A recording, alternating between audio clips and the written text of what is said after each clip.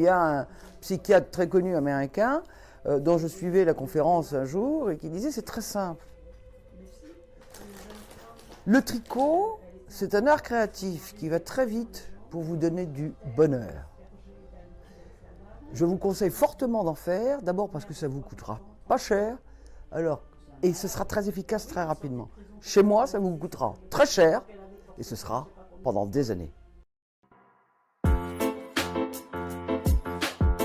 J'ai ouvert une boutique de laine dont j'étais la seule représentante de laines italiennes traitées en Italie. Et donc j'avais aménagé un petit peu comme un salon. Et c'est en écoutant ces gens qui venaient fascinés par les différentes couleurs parce qu'ils n'en avaient jamais vu autant.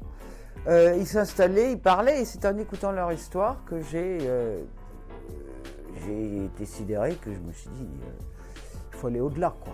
Le tricot demande du calcul, demande de la fantaisie, demande de la sensibilité tactile parce qu'ils choisissent leur laine et ils ressentent, ils choisissent par la douceur et tout. Il occupe 60% du cerveau. Donc à partir du moment où vous plongez dans, même si vous commencez dans le tricot, vous déplacez d'autres choses qui sont lourdes. Les angoisses, la douleur. Et ça, c'est absolument sidérant. Décider avec la RVP de créer un projet, c'est-à-dire que la RVP contacte 25 de ses locataires, hommes, femmes, peu importe l'âge, et les invite à venir chez nous en leur offrant 2 fois 2 heures de cours de tricot. Eh bien, ça a marché tout de suite. Ils sont arrivés et le jour où ils ont reçu le truc par mail ou par poste. L'aspect création avec la laine ou le tissu, c'est quelque chose que je n'avais pas encore touché. Et puis je me suis dit, bon, bah, vu qu'on a du temps, bah, c'est l'occasion d'essayer. Et puis voilà, et puis du coup, en fait, ça me plaît beaucoup.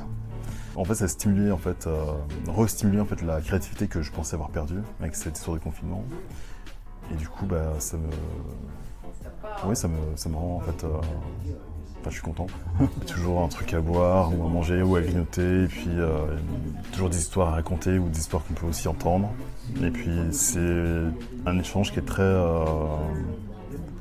intéressant en fait, parce qu'il y a des tranches d'âge assez divers et variés. Je faisais mes courses et je passais sans arrêt devant la boutique. Et puis, comme je ne suis pas très hardie, je n'osais pas rentrer.